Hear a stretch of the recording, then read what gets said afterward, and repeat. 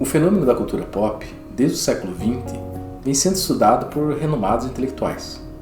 Alguns deles caracterizaram essa cultura como um movimento de massas, o todo indiscriminado. Por exemplo, Max Horkheimer e Theodor Adorno, famosos intelectuais da escola de Frankfurt, que se tornaram figuras cult nos círculos acadêmicos. Todavia, Siegfried Kracauer, um frankfurtiano com menos holofotes, se interessou pelo estudo das modalidades da massa, como a música e a dança, a moda,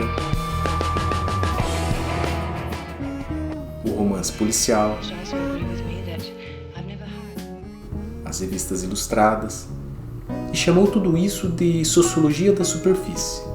Para Kracauer, era justamente dessa superfície menosprezada que seriam extraídas questões mais instigantes, como as impressões da sociedade trazidas pelo cinema. Sim, o cinema.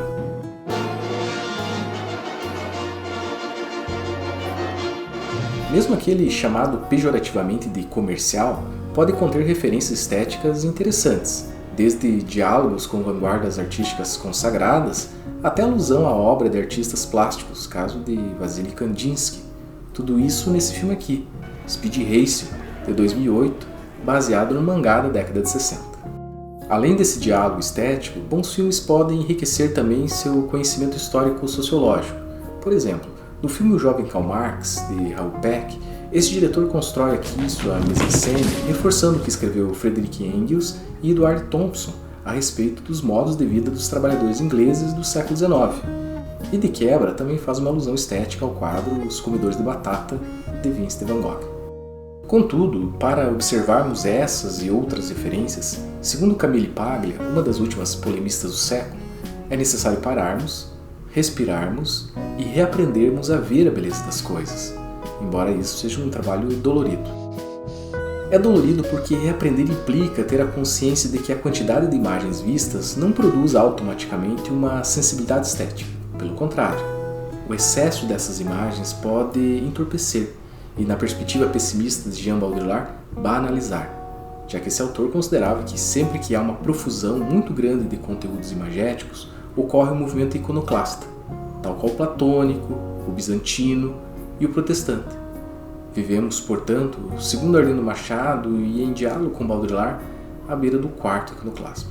Mas então, como seria possível reaprendermos a ver?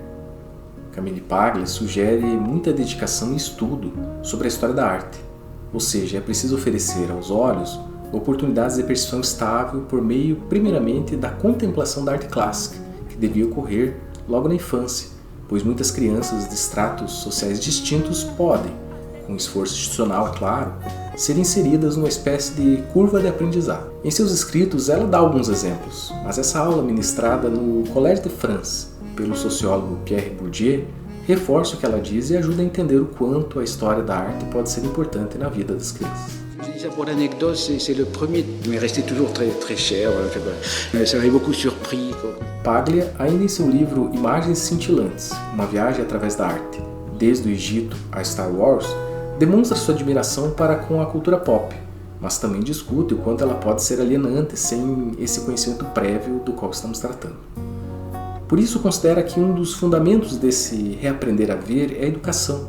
Segundo ela, portanto, as crianças precisam se achegar à história da arte e um dos caminhos é a escola, com programas e currículos que as insiram nessa curva de aprendizado estético a fim de que sejam capazes de fazer a pergunta que considera indispensável nesse processo. O que permanece sendo referência estética e por que continua sendo tão importante. A resolução dessa simples questão pode lhes ajudar a serem salvas desse turbilhão de imagens, dessa selva enfeitiçada que é a cultura pop, visto que, em tempos de máquinas tentadoras e mágicas, uma sociedade que esqueça a história da arte corre o risco de perder a própria alma.